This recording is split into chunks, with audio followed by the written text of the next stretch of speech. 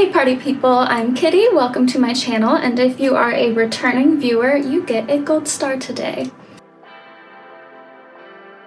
Today's video is going to be about cluster B disorders and the stigmas against them. I will be focusing on BPD the most since I am diagnosed with that, but I want to talk about all the cluster B disorders. The 4 cluster B disorders are narcissistic personality disorder, borderline personality disorder, histrionic personality disorder, and antisocial personality disorder. All of these have impairments with impulse control and emotional regulation.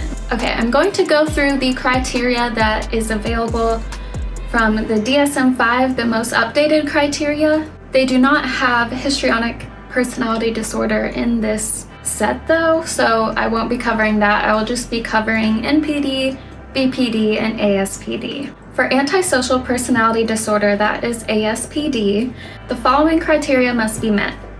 A. Significant impairments in personality functioning manifested by 1. Impairments in self-functioning, which can be identity, which is egocentrism, self-esteem derived from personal gain, power, or pleasure, or by self-direction, goal setting based on personal gratification, absence of pro-social internal standards associated with failure to conform to lawful or culturally normal ethic behavior. And they have to meet impairments in interpersonal functioning, which can be empathy, which is a lack of concern for feelings, needs, or suffering of others, lack of remorse after hurting or mistreating another, or intimacy. With that, it's the incapacity for mutually intimate relationships, as exploitation is a primary means of relating to others, including by deceit and coercion, use of dominance or intimidation to control others. They also have to meet B. Pathological personality traits in the following domains. 1 is antagonism, characterized manipulativeness, deceitfulness, callousness, or hostility. And disinhibition, which is characterized by irresponsibility, impulsivity, and risk-taking. C is the impairments in personality functioning and the individual's personality trait expression are relatively stable across time and consistent across situations. D. The impairments in personality functioning and the individual's personality trait expression are not better understood as normative for the individual's developmental stage or socio-cultural environment. E. The impairments in personality functioning and the individual's personality trait expression are not solely due to the direct physiological effects of a substance or a general medical condition. F. The individual is at least 18 years of age. So that was the criteria for ASPD, and now we are going to move on to BPD. So section A, significant impairments in personality functioning manifest by 1. Impairments in self-functioning, either identity, markedly impoverished, poorly developed, or unstable self-image, often associated with excessive self-criticism, chronic feelings of emptiness, dissociative states under stress. Or B, self-direction, instability in goals, aspirations, values, or career plans. I feel attacked right now. So number 2, impairments in interpersonality functioning. A or B. A, empathy. Compromised ability to recognize the feelings and needs of others associated with interpersonal hypersensitivity, so prone to feeling slighted or insulted, and perceptions of others selectively biased towards negative attributes or vulnerabilities. B, intimacy. Intense, unstable, and conflicted close relationships marked by mistrust, neediness, and anxious preoccupation with real or imagined abandonment. Close relationships often viewed in extremes of idealization and devaluation and alternating between over-involvement and withdrawal. Section B, pathological personality traits in the following domains. 1, negative affectivity, characterized by emotional liability, anxiousness, or separation insecurity, or depressivity. 2, disinhibition, characterized by A, impulsivity, B, risk-taking. 3, antagonism, characterized by hostility. Section C is the impairments in personality functioning and the individual's personality trait expression are relatively stable across time and consistent across situations, just like in ASPD, and same with like D and E. They're the same as well. So we will move on to narcissistic personality disorder. So the following criteria must be met. Section A, significant impairments in personality functioning manifest by 1. Impairments in self-functioning, again, either A, identity, or B, self-direction. And 2, impairments in interpersonal functioning, again in A, empathy, or B, intimacy. However, it is a little bit different when compared to the other personality disorders, but I don't want this video to be an hour long. So section B is pathological personality traits in the following domain. 1, antagonism, characterized by A, grandiosity, or B, attention seeking. And then section C, D, and E are again the same. So those are the cluster B personality disorders. And I'll give you a little definition of histrionic personality disorder. So according to Mayo Clinic, that is a mental health condition that affects the way a person thinks, perceives, and relates to others. Genes play a role in the development of personality disorders. Abuse or instability during childhood may increase risk. A person with histrionic personality disorder seeks attention, talks dramatically with strong opinions, is easily influenced, has rapidly changing emotions, and thinks relationships are closer than they are. I want to go over the stigmas about cluster B disorders in general. People often call those with cluster B disorders abusive, manipulative, bad people, just overall bad people, and we can be good people. You don't have to be a bad person just because you have a personality disorder, and no one should be contributing to that stigma. We are products of abuse and bad childhoods generally, and we are more vulnerable to receiving abuse further on in our life than the average person is. So stigmas like this really don't help. I was searching some things about cluster B, gathering some resources, and I saw people also ask, what is cluster B abuse? And it's linked to Mayo Clinic of just describing cluster B personality disorders and says, cluster B personality disorders are characterized by dramatic, overly emotional, or unpredictable thinking or behavior. They include antisocial personality disorder, borderline personality disorder, histrionic personality disorder, and narcissistic personality disorder. So why, when someone asks, what is cluster B abuse, it just gives you a link of what cluster B is. That just didn't sit right with me because it doesn't explain anything about cluster B abuse. It just basically gives a definition of cluster B, which I feel like is saying everyone who has a cluster B disorder is abusive, and that is simply not true. I also wanted to add that we can be treated.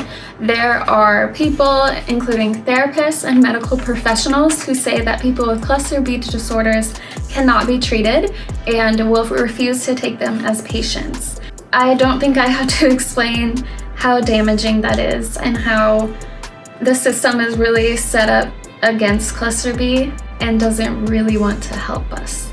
And again, like I said before, we can be good people. You can choose to be a good person. That's all there is to it. They aren't as uncommon as people may believe. Aspd and BPD together make up 5.5% of the US population, which honestly, that's more than 1 in 20 people. And that's kind of a lot, especially when you have a population this large. That is a lot. We are not rare. You probably know someone with a cluster B disorder that you love, and you might not even know that they have a cluster B disorder. So next I want to go over just Aspd and Npd specifically and the stigmas with them.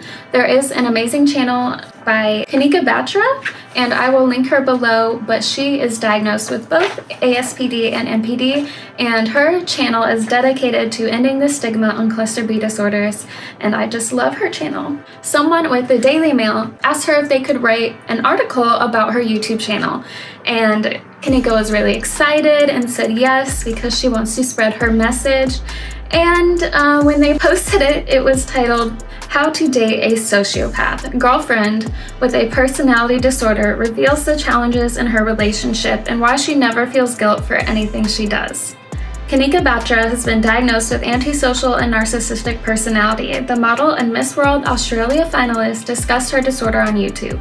It is characterized by a disregard for others and tendencies to lie and manipulate.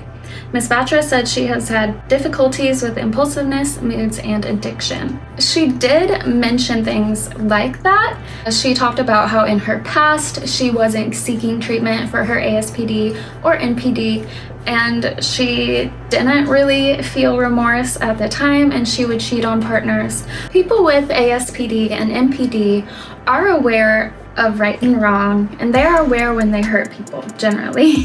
And some people do experience remorse, maybe not everyone, but and same with empathy, because it's a spectrum.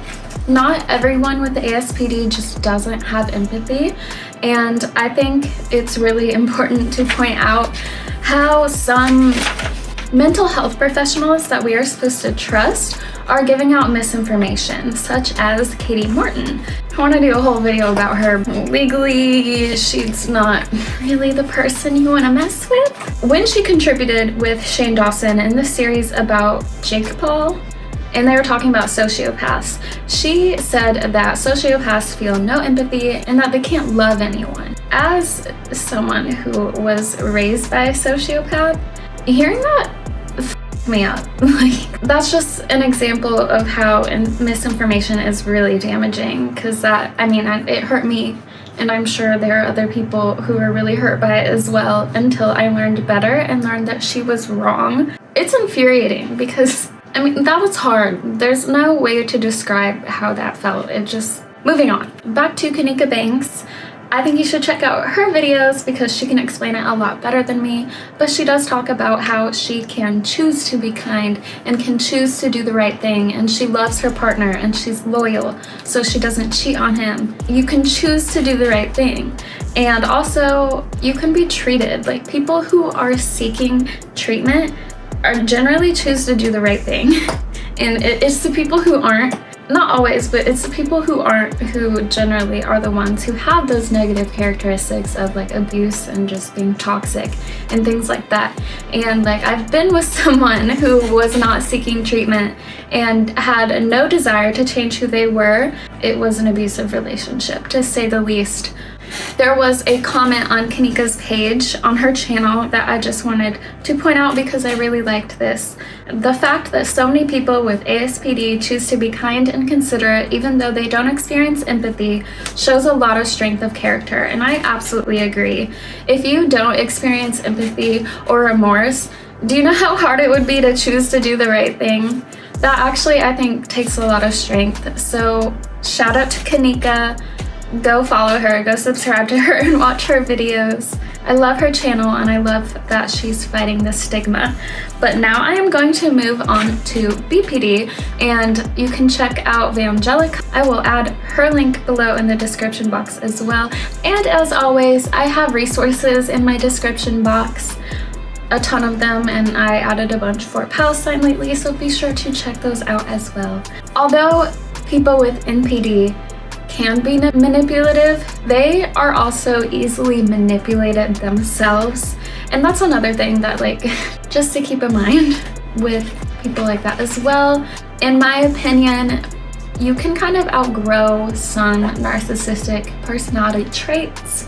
Maybe not if you are diagnosed with the disorder, but I think that's something that a lot of people with any kind of mental illness go through during their adolescence and maybe young adult years, and a lot of people mature and move past those tendencies. I know I've seen it happen to a loved one of mine, and it makes me very happy. So on to BPD. People with BPD are often called crazy, manipulative, abusers, toxic. I've heard it all. People have thought that I don't have BPD because they don't see those traits in me. And I know I fought my diagnosis for years. It was brought up in 2015 when I was admitted to the psych ward after, you know, things. And they thought that I probably had BPD, especially since I did go through abandonment. 20% of those are in inpatient treatment for mental health reasons do have BPD. It is, I think, the most common way to get into the psych ward, except maybe eating disorders. when it was suggested to me that I might have BPD, I did some research myself and I was like, yeah, this sounds like something I had. But then I heard all the stigmas and I was like, well, I don't think that's me, because that doesn't sound like me at all, in my personal opinion. Maybe there are others who disagree, but I didn't feel that way.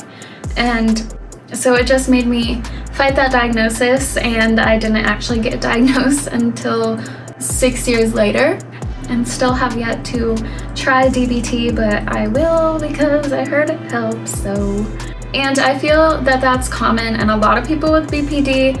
Like, not only do we get misdiagnosed, which I will touch on that as well, but we like fight getting diagnosed because of all that stigma. And there are therapists who won't take you and they say you're untreatable.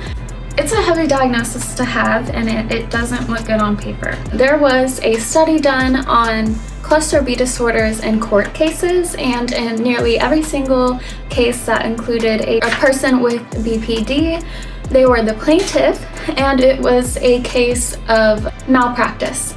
So that just goes to show how we are not getting the treatment that we need and deserve.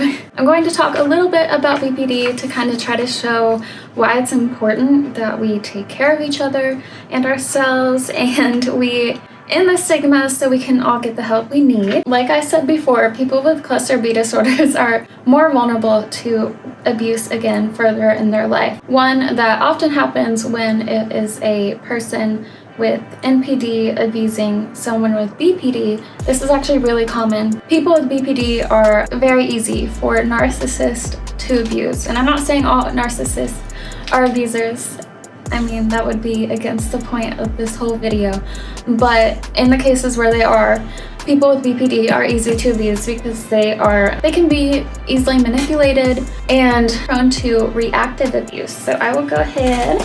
Okay, so reactive abuse is what happens when a victim lashes out towards the abuser because of the abuse they are experiencing. So when you lash out at your abuser, they use that as proof that you are the abuser and you are the toxic one, and they'll gaslight you and manipulate you and make you think that it's you. That is an easy way to manipulate someone with BPD, and it's happened to me for sure. Going back to misdiagnosing, people with BPD get underdiagnosed oftentimes because they are not asking for the diagnosis. I had to ask to get assessed for it myself, and then I got diagnosed, but it wasn't something that a therapist was ever just going to diagnose me with, if that makes sense.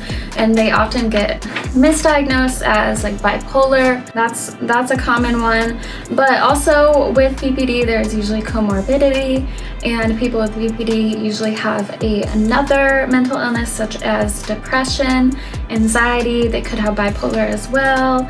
PTSD. PTSD is really common in BPD patients. And when there is more than one going on, it's kind of hard to get an accurate diagnosis and to get proper treatment, especially since like depression is usually the more noticeable one, and that's going to be the first thing that a therapist is going to diagnose you with and treat you for, and I know that from experience. Okay, so the last part that I want to touch on, I'm going to give a little trigger warning right now about suicide. These are just some statistics about people with BPD. 50% of people diagnosed with BPD suffer from substance abuse. 75% of patients with BPD will attempt suicide, and 8 to 10% of BPD patients will complete it. In one study, they looked at BPD patients and their recovery through a 10-year period, and 50% were found to recover. I think that just goes to show that like literally only half the people recovered in a 10-year span. It is something that takes a lot of work and a lot of time,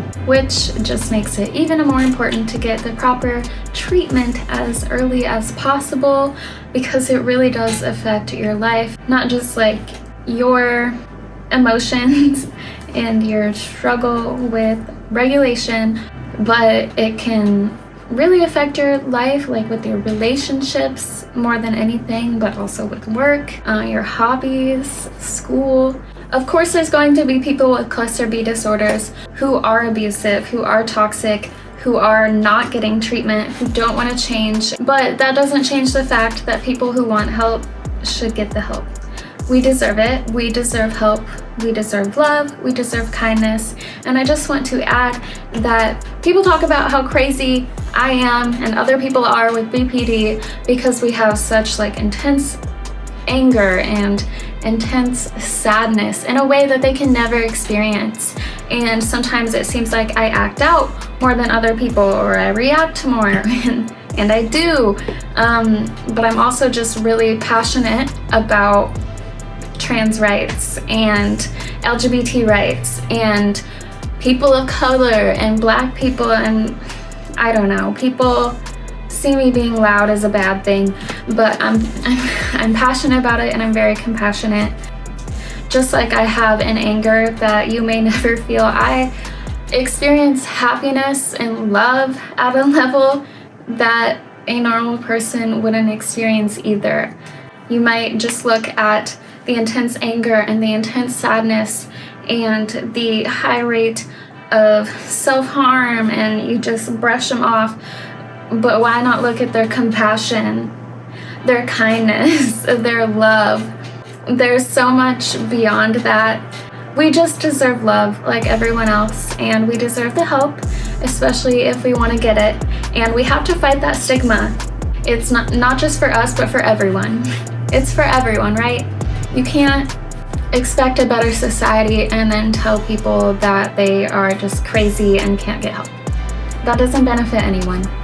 I think I'm going to end it there. Thank you guys so much for watching. The air conditioner just came on again, but I'm going to ignore it this time.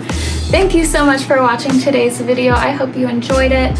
I will continue to do some mental health content, but next month is Pride Month, and I'm sure it's just going to be very gay on my channel. So I will see you guys next time.